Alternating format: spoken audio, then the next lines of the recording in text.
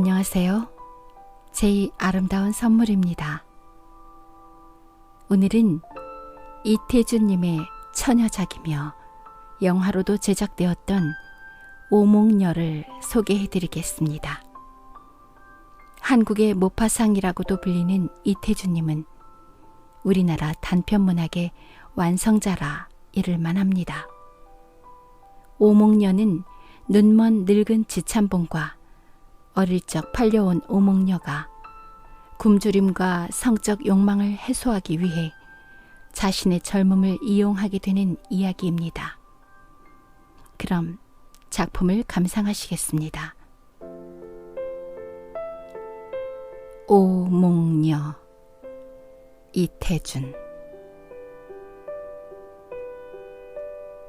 서술하라 하면 저 함경북도에도 아주 북단, 원산, 성진, 청진, 은기를 다 지나 마지막으로 붙어있는 항구다.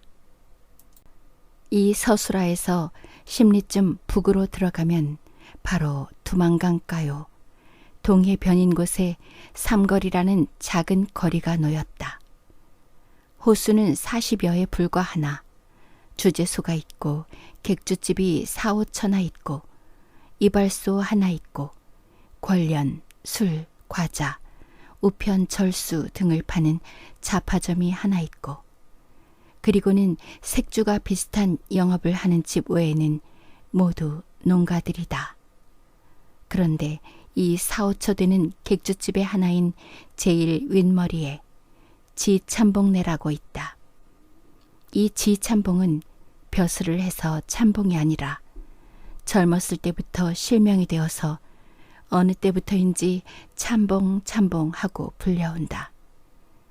그는 부업으로 점도 치고 푸닥거리도 하고 하지만 워낙 작은 곳이라 그런 것이 많지 못하고 객주를 한대야 철도 연변도 아닌 두매의 국경이라 보행객이 많아야 한 달에 5, 6인에 지나지 못한다. 그러니 눈먼 지참봉이 가난뱅이로 살 것은 사실이다. 식구는 단 둘인데 그는 40이 넘은 이 지참봉과 갓 20을 나는 오목녀다. 누구나 오목녀는 지참봉의 딸인 줄 안다. 그러나 기실은 총각으로 늙어온 지참봉이 9살 된 오목녀를 점치러 다닐 때 길잡이로 30몇 원에 사다 길러온 것이다. 그런데 벌써 5, 6년 전부터는 혼례는 했는지 안 했는지 이웃 사람들도 모르건만 지참봉과 오목녀는 부부와 같은 생활을 해온다. 이렇게 단둘이 살아오므로 지참봉은 오목녀를 끔찍이 사랑해 오건만 오목녀는 그와 반대였다. 어째서 팔려는 왔든 자기는 앞길이 꽃 같은 젊은 계집이요. 같이 살아갈 남편이란 아버지 뻘이나 되는 늙은 소경이라 불만할 것도 무리는 아니다. 오목녀는 어쩌다 좋은 반찬이 생기더라도 남편을 먹이는 법이 없다. 한자리에 마주 앉아 먹건만 보지 못하는 남편은 먹든 못 먹든 저만 집어먹으면서도 조금도 미안해하지 않는다. 그런 때문이라고 할지 모르나 지참봉은 북어처럼 말랐다. 두 눈이 퀭하게 부른 얼굴에는 개기름이 쭈르르 흐르고 있다. 풋고추만한 상투에는 먼지가 하얗게 앉고 그래도 망건은 늘 쓰고 앉았다. 그러나 오목녀는 그와 반대로 낯살이 차갈수록 살이 오르고 둥그스름한 얼굴은 허여멀겋고 뺨에는 늘 혈색이 배어 있었다. 미인이라기보다 그저 투실투실하게 복성스럽게 생겼다 할까. 그러나 이 조그마한 두맷거리에선 일색인 채 꼬리를 치기에는 넉넉하였다. 이렇게 인물은 훤한 오목녀이건만 자라나기를 비난하게 자랐고 눈먼 남편을 속여오는 버릇이 늘어남까지 속이기를 평범히 하게 되었다. 남의 것이라도 제 맘에만 들면 숨기고 훔치고 하였다. 어쩌다 손님이 들 때나 자기가 입덧이 날 때는 돈 들이지 않고 곧잘 맛난 반찬을 장만하였다. 때는 8월 중순. 어느 날인지는 모르나 내일이 오목녀의 생일이다.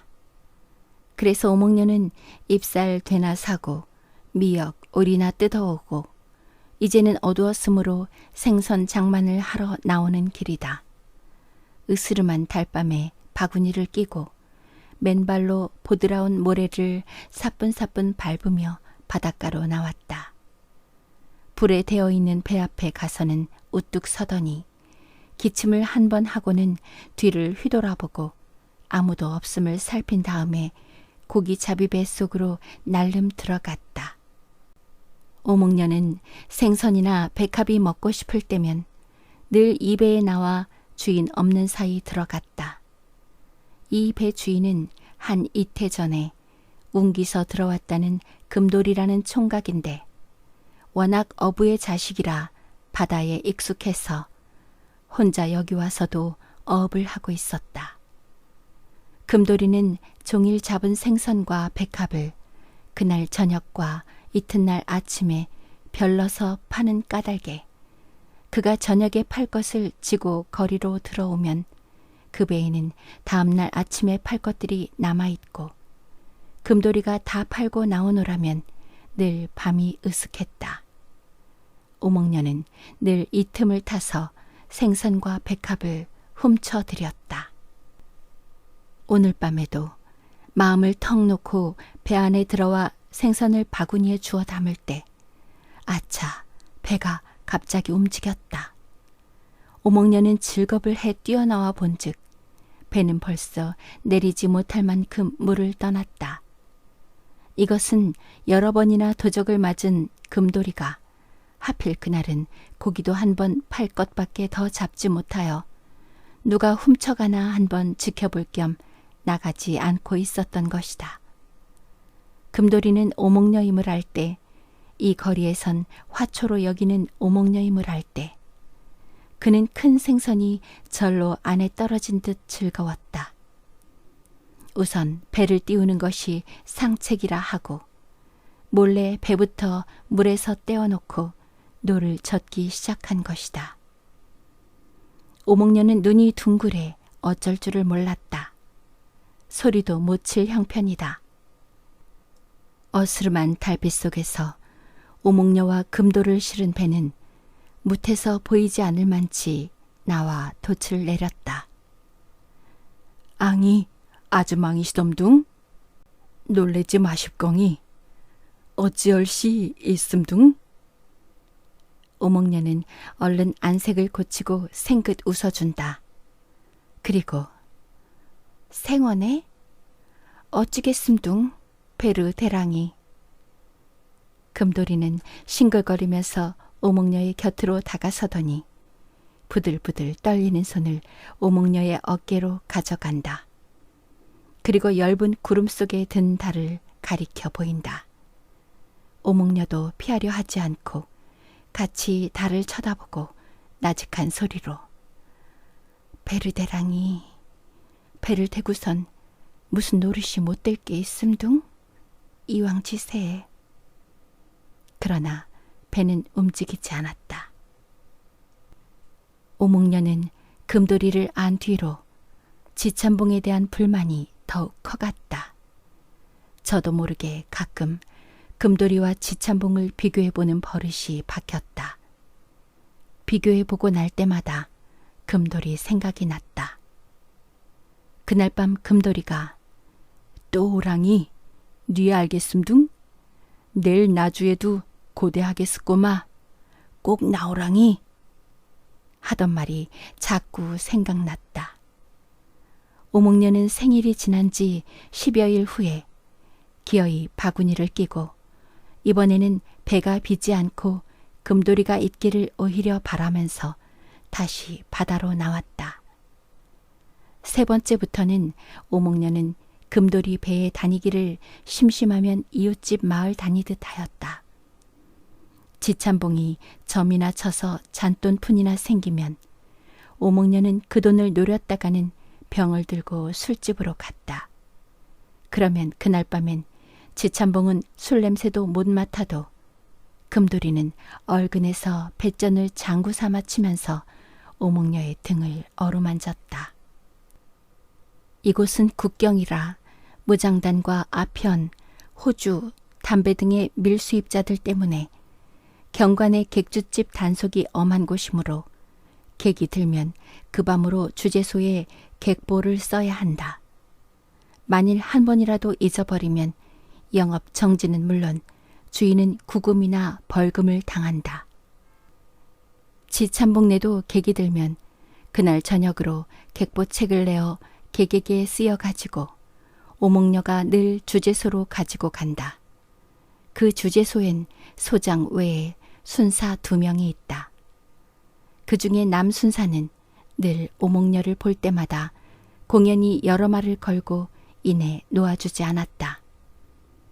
9월에 들어서 어느 날 저녁이다. 어떤 보행객 하나가 지참봉네 집에 들어 자고 갈 양으로 저녁을 시켜 먹고 누웠다가 서수라에 들어오는 뱃고동 소리를 듣고 그 배를 타러 그 밤으로 서수라로 가버린 일이 있다. 그래 객보를 할 새가 없었다. 그때 마침 주재소엔 소장이 어느 촌으로 총사냥을 가고 다른 순사는 청진서로 출장 가고 남순사 혼자 있었다. 남순사는 좋은 기회로 여기고 오목녀를 객보 안한죄로 유치장에 갖다 넣었다. 그리고 지참봉에게 가서는 무실에 객보를 앙이암둥? 쇠쟁이 내했습 때 아무렇거니 내 좋을 대로 말하겠스꼬마. 시열이 뇌이겠습지 과히 글타는 마십거니 하여 지참봉은 저를 100배나 하고 소장에게 잘 말을 해서 속히 나오게 해달라고 애걸하였다. 밤이 어서 이슥해서 거릿집들이 불이 다 끄기를 기다려가지고 남순사는 주재소로 돌아왔다. 그리고 유치장문을 열어놓았다. 그리고 고르지 못한 어조로 오목녀, 내 쇠쟁 모르게 특별히 숙직실에 재우는 게야. 나오랑이. 이렇게 자기가 자야 할 숙직실에 오목녀를 들여보내고 자기는 저희 집으로 간다고 하면서 쇠를 밖으로 잠그고 저벅저벅 가버렸다. 쌀쌀한 유치장에서 쪼그리고 앉았던 오목녀는 남순사의 친절함에 퍽 감사했다.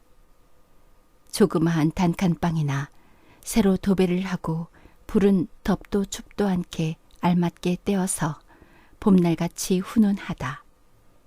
게다가 푸근푸근한 산동주 이부자리가 펴져 있는 것이다. 오목녀는 아무렇게나 이불 위에 쓰러져 보았다. 잠이 도리어 달아날 만치 편안하였다. 게다가 남포가 놀란 것처럼 크게 켜 있는 것이다.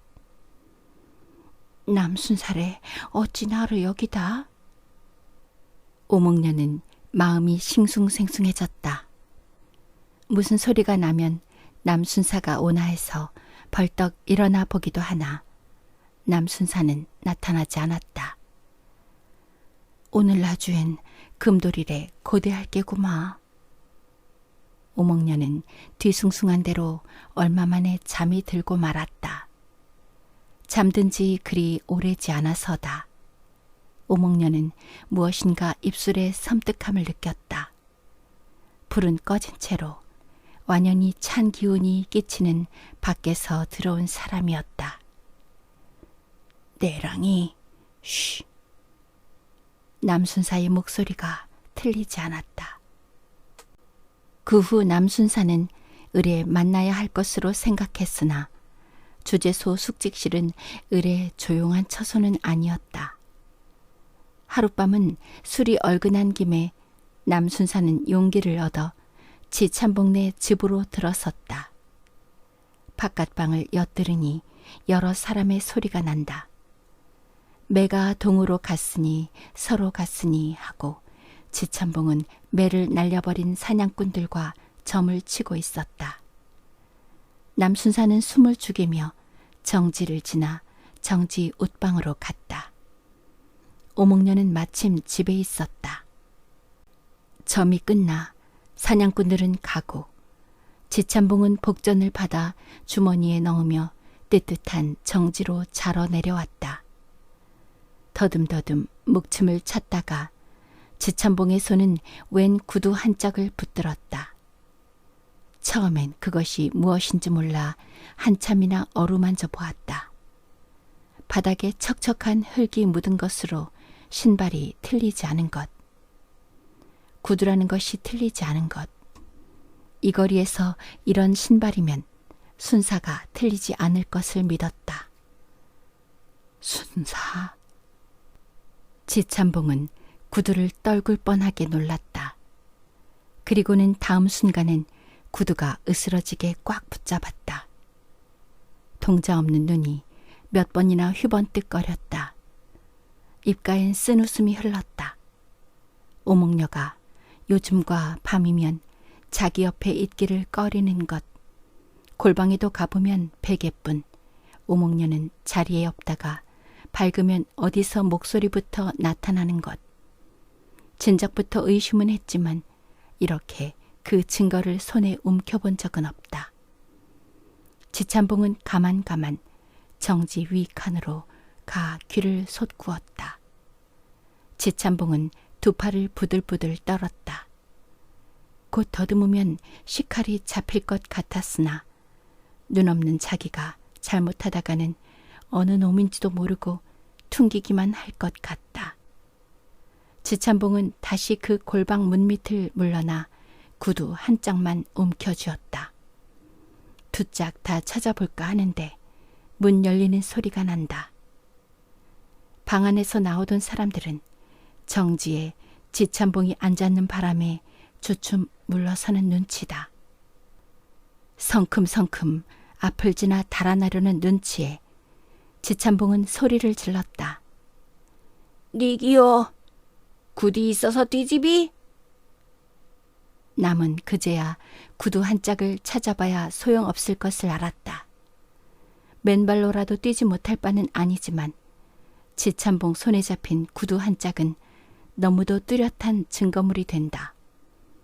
남순사는 할 수 없이 지참봉의 입부터 막고 돈 장이나 집어주지 않을 수 없게 되었다.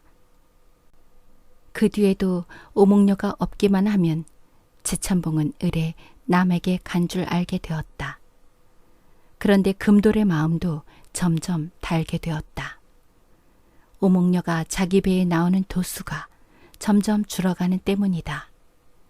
적어도 사흘에 한 번씩은 나오던 오목녀가 닷새, 엿새를 항용 건너는 것이다.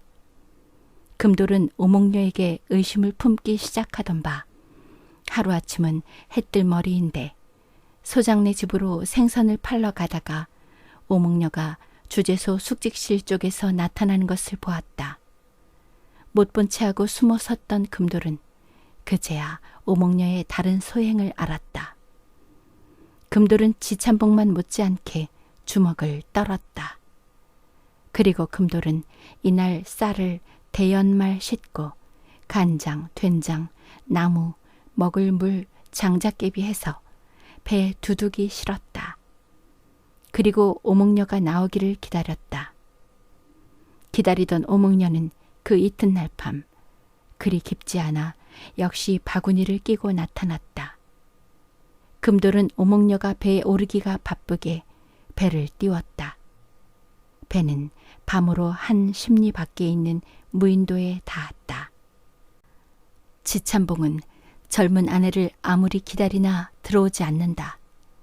그날 밤이 그냥 새고 밝은 날이 그냥 지나고 이틀, 사흘 감감하다. 화가 치밀어 점통도 흔들어 볼 여유가 없다. 여유가 있다 치더라도 점까지 쳐볼 필요가 없다. 남가의 농간이다. 틀림없다. 더 생각해 볼 필요도 없다 하였다. 그래 오목녀가 나간 지 사흘 만에 지참봉은 남순사를 기별해 오게 하였다.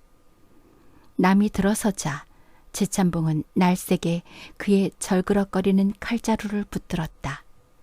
그리고 악을 썼다. 이놈 오목녀 내놔라. 내 놈 지시집이 네 지시갱이. 이 칼로 네 죽고 내 죽고.